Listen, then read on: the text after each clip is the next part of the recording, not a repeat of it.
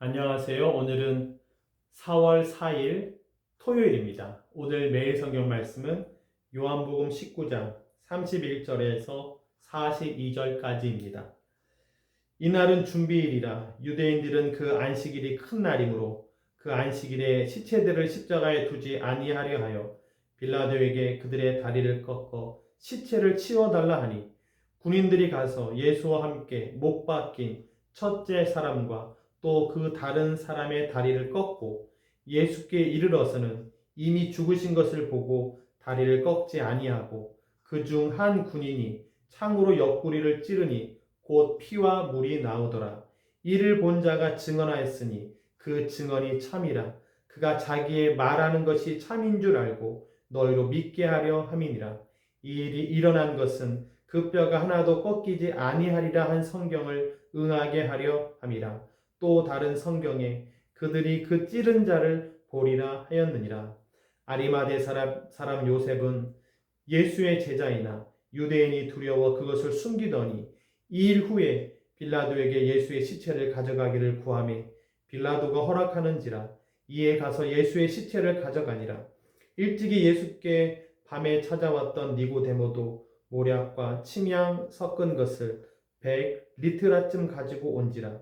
이에 예수의 시체를 가져다가 유대인의 장례법대로 그 향품과 함께 세마포로 쌌더라. 예수께서 십자가에 못 박히신 곳에 동산이 있고 동산 안에 아직 사람을 장사한 일이 없는 새 무덤이 있는지라. 이날은 유대인의 준비일이요 또 무덤이 가까운 고로 예수를 거기 두니라. 아멘. 예수님께서 십자가에 이제 달려 계십니다.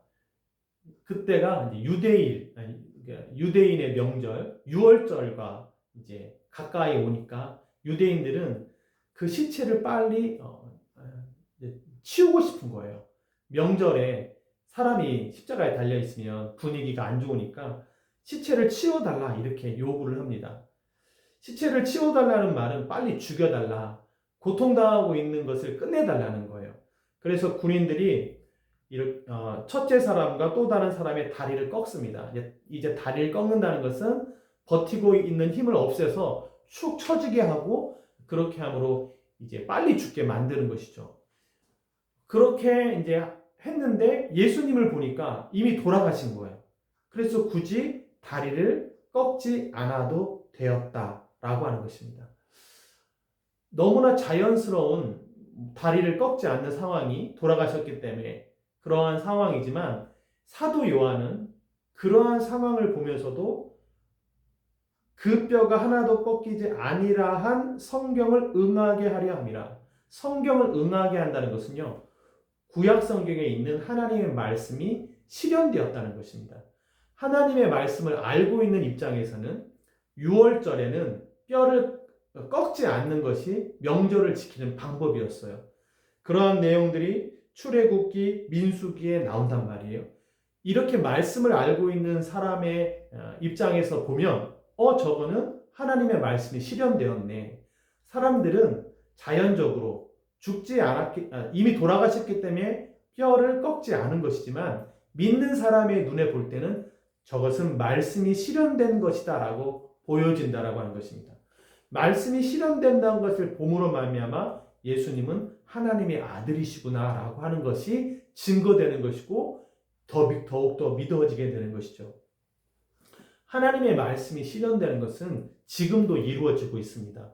교회가 기록된 하나님의 말씀을 실현하는 곳입니다. 작은 것도 큰 것도 하나님의 말씀을 실현하기 위해서 기도하고 모이고 전도하는 거 말씀 실현하는 겁니다. 땅끝까지 이르러 복음 증거하는 거 말씀 실현하는 거예요. 구제하는 거 말씀 실현하고 있는 겁니다. 부모를 공경하는 거 말씀 실현하는 거예요. 안식일을 기억하여 거룩하게 지키는 거 말씀을 실현하는 것입니다. 하고 싶어서 하고 하기 싫어서 안 하는 게 아니라 하나님의 말씀을 실현하는 거예요. 안 믿는 사람이 볼 때는 좋은 일 한다 말할 수도 있고 안 믿는 사람이 볼 때는 왜 저런 것까지 하지? 교회가 왜 장애인 선교를 해? 무슨 어려움을 겪으려고? 무슨 유익이 있다고? 아닙니다. 선교를 하라고 했기 때문에 다문화, 장애인, 또 외구, 하나님의 말씀에 순종해서 하는 거예요. 부모 공경도 하고 싶어서 하고 하기 싫어서 안 하는 것이 아니라 하나님의 말씀을 실현하는 것입니다. 용서하고 사랑하는 것도 실현하는 거예요. 안 되니까 기도하고 되기 위해서 순종하고 하나님의 말씀에 실현하는 곳이 교회입니다. 우리도 하나님의 말씀을 실현하죠. 삶 가운데 용서하고 하나 되고 사랑하고 화목하게 하고 다 하나님의 말씀을 실현하는 거예요. 기록된 말씀을 실현하는 것입니다. 그래서 하나님의 말씀은 살아있고 운동력이 있어서 좌우의 날쌘 어떤 검보다도 예리하여 우리의 영과 혼과 골수를 찔러 쪼개기까지 하며 마음을 감찰하신다. 말씀이 살아 움직이는 것이죠. 어려워도 말씀을 실현하는 교회, 말씀을 실천하는 교회가 돼야 될 줄로 믿습니다. 그렇게 하고 난 다음에 이제 죽으신 것을 보고 나서 창으로 옆구리를 찔러요. 찔렀더니 물과 피가 나오는데 이 물과 피가 나오는 것까지도 그 증언이 참이라 한 것을 알게 됩니다. 그냥 어떤 몸에서 이제 체액이 나오고 피가 나온 상황이지만 하나님의 말씀, 예수님의 말씀을 들었던 사도 요한이 볼 때는 이것이 참이구나, 정말 그렇구나 라고 하는 것을 알게 되었다라고 하는 것이죠. 요한복음에서 물은 성령과 관련됩니다. 나를 믿는 자는 그 배에서 생수의 강이 넘쳐나리라. 이는 너희가 받을 성령을 가르쳐 한 말이라. 내가 주는 물을 마시는 자는 영원히 목마르지 아니하리라. 넘쳐나는 생수, 넘쳐나는 성령을 물을 통해서 말해요. 니고데모에게도 물과 성령으로 거듭나야 하나님의 나라를 볼 수 있다고 하지 않습니까? 물이 침례를 뜻하죠. 그러나 예수님은 침례 준 적이 없어요. 도리어 예수님은 세례 요한은 물로 세례를 주었지만 예수님은 성령으로 세례를 주신다고 말씀하십니다. 그러니까 성령을 받으라고 말씀하신 분이 예수님이세요. 물을 보면서 성령으로 세례 받는 것, 영원히 목마르지 않는 물을 주시는 것, 샘물이 솟아나는 것을 사도 요한은 보고 있는 것이죠. 하나님의 말씀이 이루어지는 것을 보고 있는 것입니다. 또한 피는 예수의 피가 우리를 모든 죄에서 깨끗하게 한다고 했어요. 피를 보고 죄가 넘어갔습니다. 유월절, 너물유, 너물월, 월담이라고도 하잖아요. 사망이 넘어갔다는 것입니다. 죽음이 넘어갔어요. 피를 보고 넘어간 것입니다. 예수님이 피를 흘려주신 것은 사망이 넘어가도록 하기 위한 것이에요. 피 흘림이 없은즉 사함이 없어요. 반대로 말씀드리면 피가 있은즉 사함이 용서가 있는 것이고 죄 없다함이 있는 것이죠. 예수님은 물과 피를 흘려주시면서 성령에 대해서 다시 한번 생각나게 하시고 피를 흘려주시면서 죄 사함을 말씀해 주고 있는 것입니다. 침례를 받아 새 출발하죠. 성령을 마음에 모시고 내주하는 성령과 함께 솟아나는 샘물과 같은 그런 삶을 쭉 살기를 예수님은 바라시는 것입니다. 동행하기를 바라는 거예요. 물 세례가 한 번의 순간으로 끝난다면 성령 세례는 내주하시는 성령님은 계속 우리와 함께 하시는 거죠. 하나님의 영은 우리와 함께 하시는 거예요. 그래서 우리 가운데 진리를, 죄를, 심판을 가르치시고 복음을 증거하게 하시고 그 성령을 통해서 은사를 주셔서 방언도 하게 하시고 예언도 하게 하시고 영분별도 하시고 지혜와 지식의 은사도 주시는 것입니다. 물을 보면서 이 사도 요한은 예수님이 하셨던 말씀이 참이었구나라고 하는 것을 발견하게 되는 것이죠. 피를 보면서는 죄사함을 발견하게 되는 것입니다. 그래서 내 피를 먹고 마셔라. 내 살과 내 피를 먹지 않는 자에게는 영생이 없다. 주님의 죽음을 영접하는 자에게 죄사함이 있고 영생이 선물로 주어지게 되는 것입니다. 꼭 예수님을 믿고 영생의 복을 받기를 바랍니다.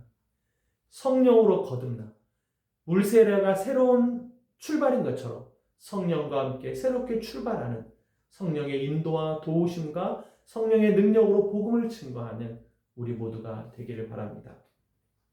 그 다음에 38절부터 42절까지는 아리마대 사람 요셉과 니고데모가 예수님의 장례를 준비하는 내용이 나와요.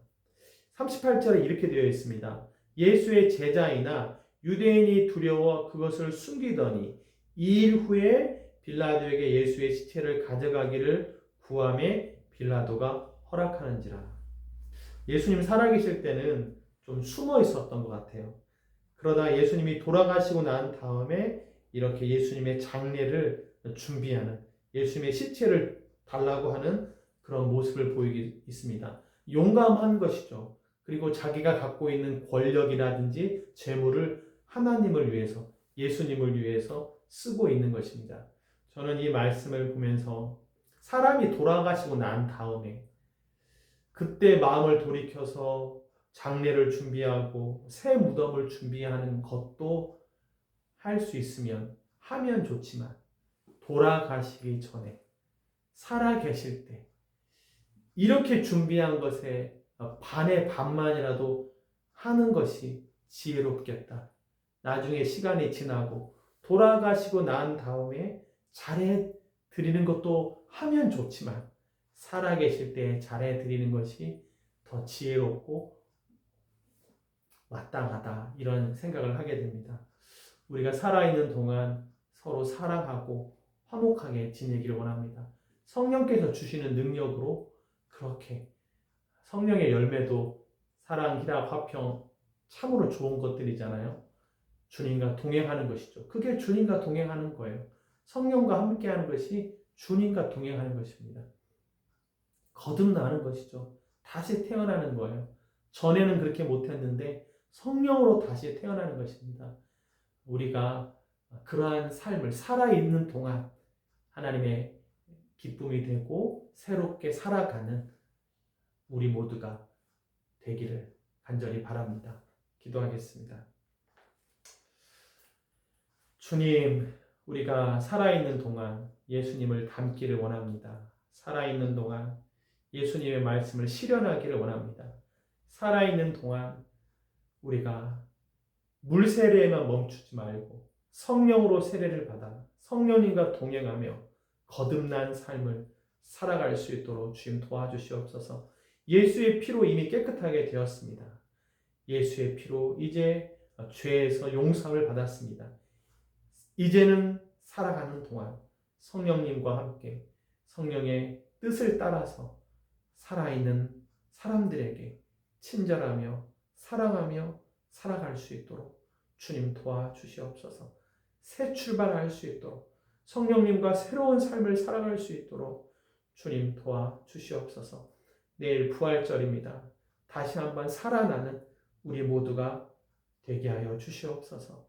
다시 한번 새롭게 시작하는 우리가 되게 하여 주시옵소서. 이 모든 말씀 우리 주 예수 그리스도의 이름으로 기도드리옵나이다. 아멘.